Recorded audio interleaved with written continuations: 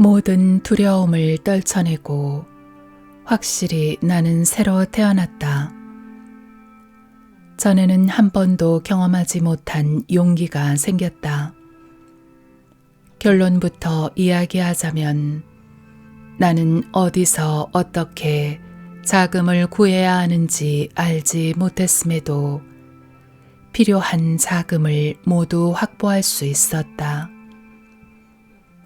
돈이 마련될 거라고 굳게 믿었더니 이미 내 손 안에 들어온 돈이 보였다. 나는 곧장 내가 받은 명령들을 행동으로 옮겼다.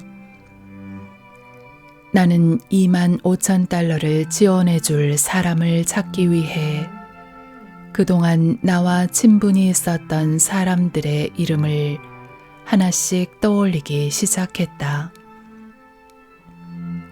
헨리 포드라는 이름이 맨 처음 떠오르더니 총 300명이 넘는 사람들이 떠올랐다. 나의 또 다른 자아는 똑똑히 이렇게 말했다. 계속 찾아라.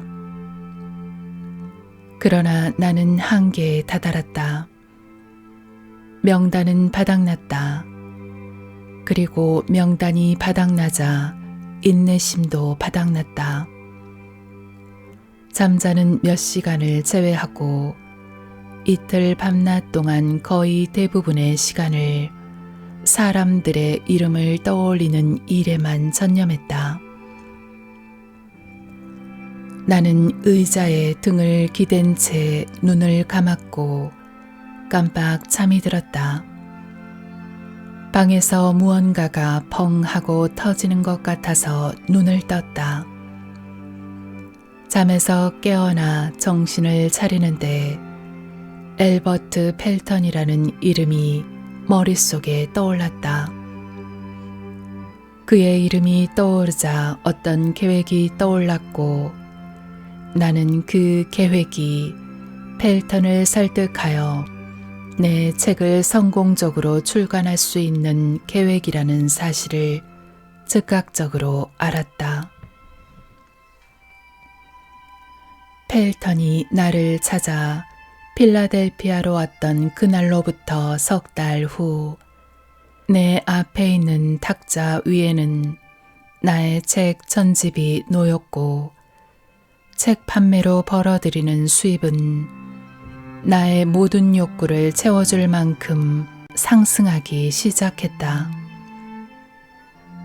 오늘날 전 세계에 있는 내 제자들의 손에 들려있는 책이 바로 이 책들이다. 책 판매로 처음 받았던 인세는 $850였다.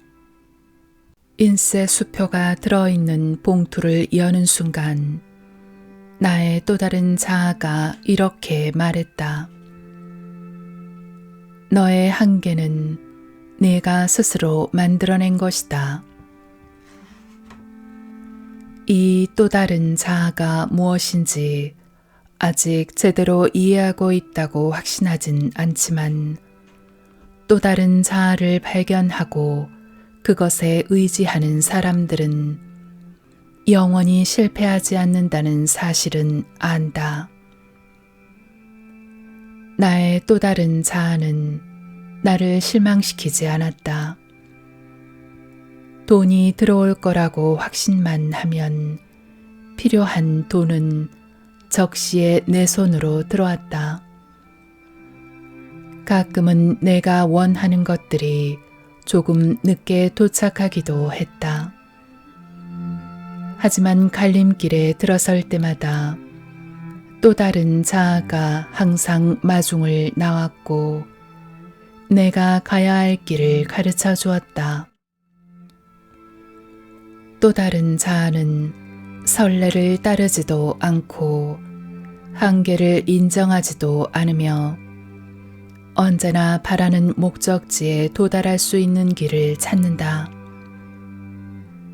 그 길에서 때로는 일시적인 좌절을 겪을지도 모르지만 영원한 실패를 경험하지는 않는다. 한편 사업 실패와 불행한 경험으로 상처받은 사람들이 그들 안에 존재하는 내가 또 다른 자아라고 부르는 이 특별한 존재를 발견할 수 있기를 바란다. 그리고 또 다른 자아의 발견을 통해 내가 그랬던 것처럼 역경과 장애에 굴복하기보다 이를 극복해내는 원동력을 가진 사람들과 더 긴밀한 관계를 만들 수 있기를 바란다. 또 다른 자아에는 엄청난 힘이 존재한다. 진심을 다해 찾는다면 당신도 발견할 것이다. 또 다른 자아를 받아들이면서 내가 깨달은 것이 하나 더 있다. 겉으로 보기에 아무리 어려워 보여도 모든 적법한 문제에는 반드시 해결 방법이 있다. 그뿐만 아니라 일시적인 좌절과 모든 실패, 온갖 형태의 불행이 닥쳐올 때는 그에 상응하는 이로움의 씨앗도 함께 따라온다는 사실도 깨달았다. 내가 알기로는 이러한 원칙에는 예외가 없다. 내가 말한 씨앗이 항상 눈에 보이는 것은 아니지만 당신은 그러한 씨앗이 어떤 형태로든 존재한다고 확신해도 좋다. 그 힘은 나를 빈곤과 가난으로 몰아넣었고 두려움에 휩싸이게도 했지만 공경에 처한 사람들에게 도움을 베풀 수 있는 영광을 갖게 해주기도 했다. 이 이상한 힘에 대해서 내가 완벽하게 이해했다고 생각하지는 않는다. 그러나 그러한 힘이 내 삶으로 들어왔고 다른 사람들도 그 힘과 소통할 수 있도록 지금 내가 할 수 있는 모든 일을 하고 있다는 사실은 알고 있다. 과거의 모든 위대한 지도자들 역시 성공에 이르기까지 역경에 시달리고 일시적인 좌절을 경험했다. 순간의 좌절과 실패는 진정한 성공을 찾아가는 여정의 일부분이다. 이 땅에 재림하신 그리스도부터 에디슨에 이르기까지 가장 위대한 성공을 이루어낸 사람들은 여러 번의 힘든 좌절을 경험한 사람들이었다. 이들을 보면 무한한 지성에 의해 계획되고 만들어진 법칙에 따라 수많은 장벽을 뛰어넘은 사람들이 결국 리더십을 발휘하거나 타인에게 도움을 베푸는 기회를 얻게 된다는 결론에 이르게 된다.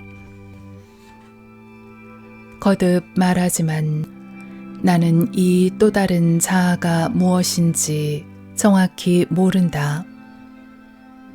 하지만 내 머리의 이성적인 기능들로도 문제를 해결하지 못하는 역경의 시기에 절대적인 신념으로 의지할 수 있는 존재라는 사실은 충분히 알고 있다. 내가 겪은 고통과 그곳으로부터 얻은 깨달음은 필연적인 것이었다. 미국의 사상가 랄프 알도 에머슨이 너무나도 명쾌하게 정의한 보상의 법칙에 따라 이 당연하면서도 피할 수 없는 결과가 초래된 것이다. 하나를 잃으면 다른 하나를 얻고 하나를 얻으면 다른 하나를 잃는다. 우리가 경험하는 모든 것들은 보상 체계로 이루어져 있다. 어느 한 곳이 비면 그 자리는 다른 것으로 메워진다. 모든 고통과 희생은 보상을 받고 모든 은혜는 되돌아온다. 앞으로 내가 또다시 일시적인 좌절을 겪고 실망의 길로 빠져드는 건 아닐지, 미래에 어떤 일들이 일어날지 나 역시 알 길이 없다.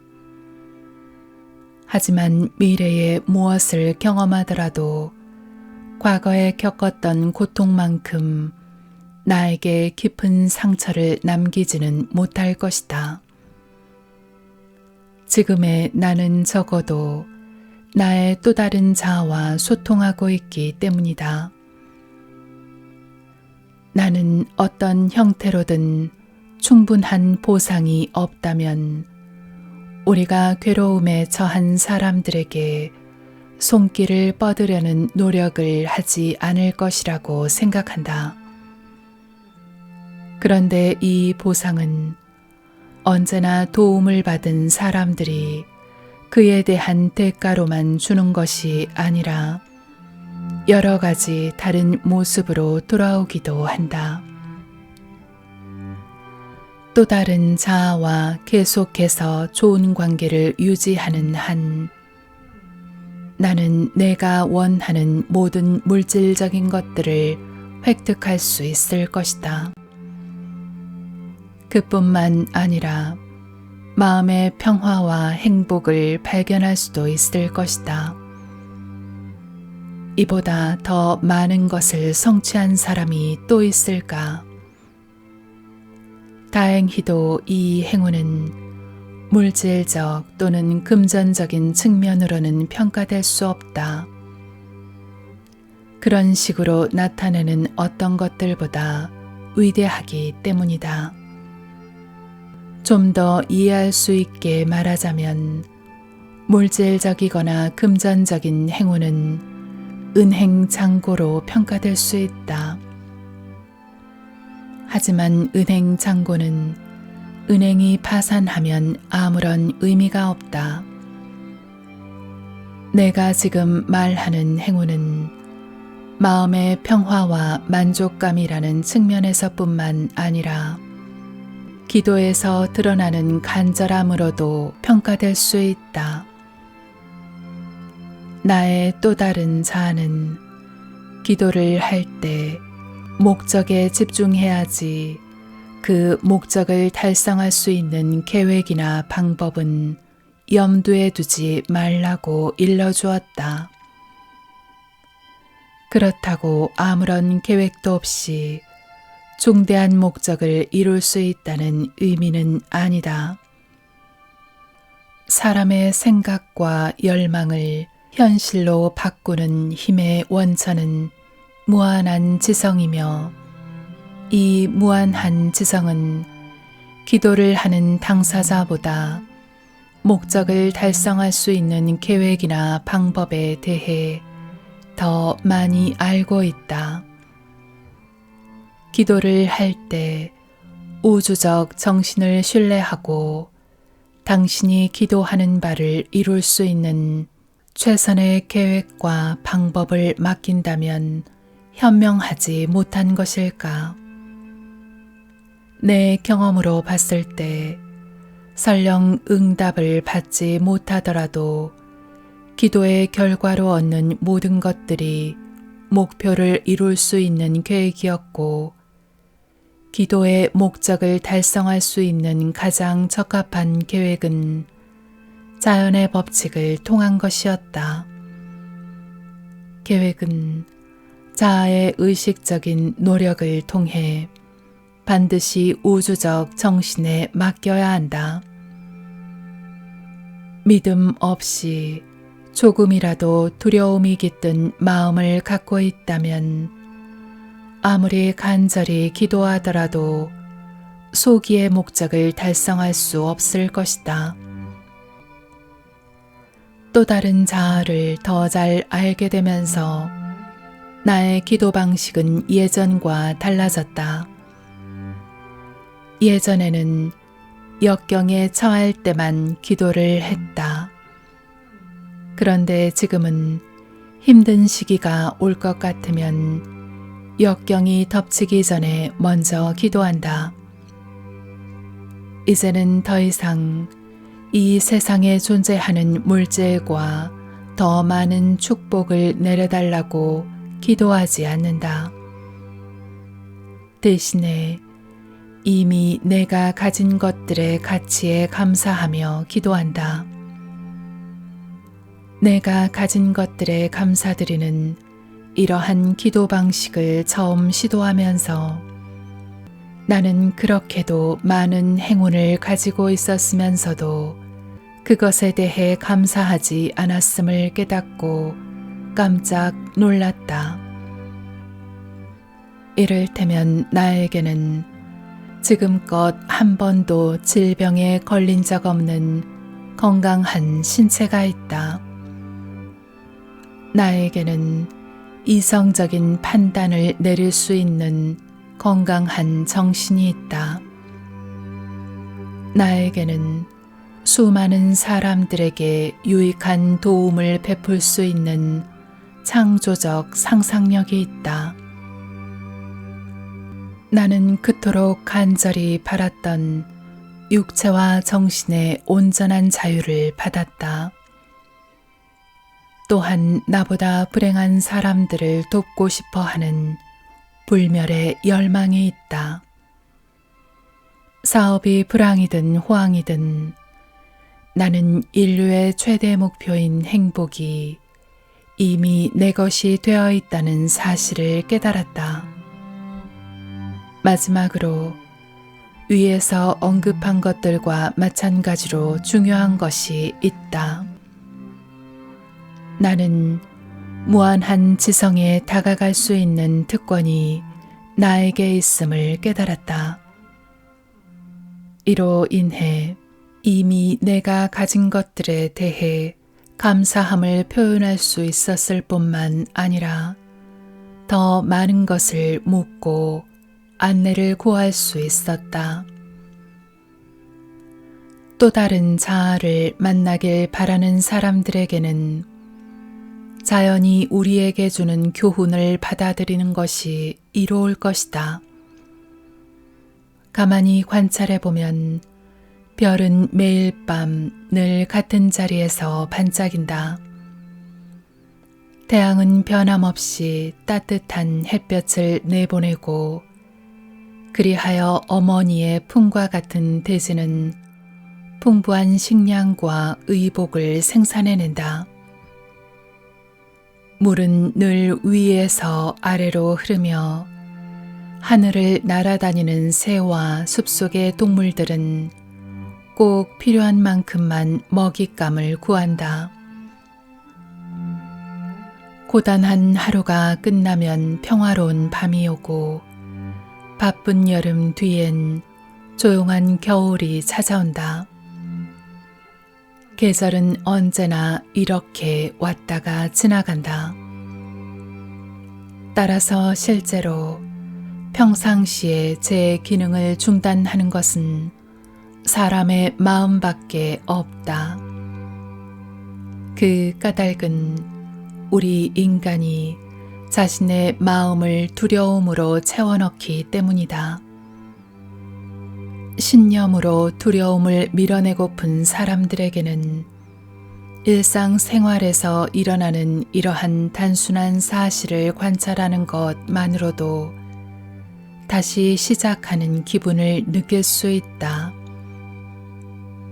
나는 예언자가 아니다.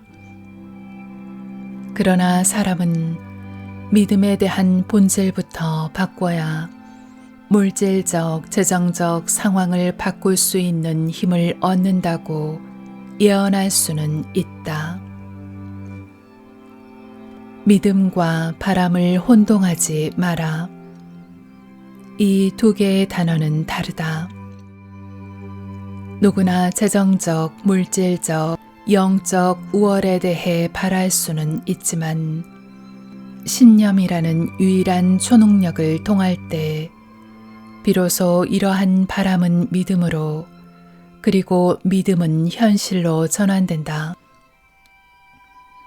목표가 무엇이든 건설적인 열망에 집중하고 의식적으로 신념을 가졌던 사람들이 진정한 혜택을 맛본다. 마음은 가장 지배적이면서도 가장 확고한 열망을 따른다. 이 세상 누구도 이러한 사실에서 벗어날 수는 없다. 내가 바라는 것에 집중하라. 그러면 그것은 분명 내 것이 될 것이다. 모든 위대한 성공은 신념에서 시작된다. 자신의 또 다른 자아를 깨닫고 의지하는 사람들에게 불가능이란 없다. 진실이라고 믿는 것은 그것이 무엇이든 진실이 된다. 우리는 기도로 마음속의 생각을 표출한다. 어떤 때는 분명한 말로, 어떤 때는 침묵으로 기도한다. 나는 경험을 통해 무건의 기도가 언어로 표현하는 기도만큼 효과적이라는 사실을 깨달았다. 그리고 기도의 효과가 나타날 수도 나타나지 않을 수도 있음을 깨달았다. 지금까지 설명한 또 다른 자아에 대한 나의 신념은 무한한 지성에 다가갈 수 있는 새로운 접근법을 상징한다. 자신이 생각하는 것에 신념을 더하는 간단한 과정만으로 우리는 무한한 지성에 다가갈 수 있다. 지금 내가 기도의 힘을 더 많이 믿어야 한다고 말하는 이유는 바로 이 때문이다. 신념에 찬 마음 상태는 육감이라는 수신기를 가동시키고 이를 통해 사람은 힘의 근원과 소통하고 신체의 5가지 감각으로는 도달할 수 없는 훨씬 뛰어난 정보들을 전달받게 된다. 육감, 이 이상한 힘을 수호천사라고 가정하자. 육감이 발달하면 이 수호천사는 도움을 요청한 당신에게 응답하고 언제나 지혜의 전당으로 들어가는 문을 열어준다. 내 경험으로 비추어 볼 때 육감은 거의 기적에 가까운 것이며 아마도 그래서 내가 육감의 법칙이 작동되는 방식을 확실히 알지 못하는 것 같다. 그러나 나는 어떤 힘이나 조물주 혹은 무한한 지성이 존재하며 그것이 모든 사물에 두루 스며들고 사람이 인식할 수 있는 모든 종류의 에너지를 받아들인다는 사실만큼은 알고 있다. 그리고 무한한 지성이 도토리를 참나무로 키우고 중력의 법칙에 따라 물을 위에서 아래로 흐르게 하며 낮과 밤 그리고 겨울과 여름이 찾아오게 만들고 모든 사물이 저마다 적합한 위치를 찾고 다른 사물과 관계를 맺도록 한다는 사실도 알고 있다. 무한한 지성은 인간의 뜨거운 열망을 구체적이고 실질적인 형태로 바꿀 수 있도록 도울 것이다. 내가 이러한 사실을 알게 된 것은 그러한 과정을 몸소 실험하고 체험해 보았기 때문이다.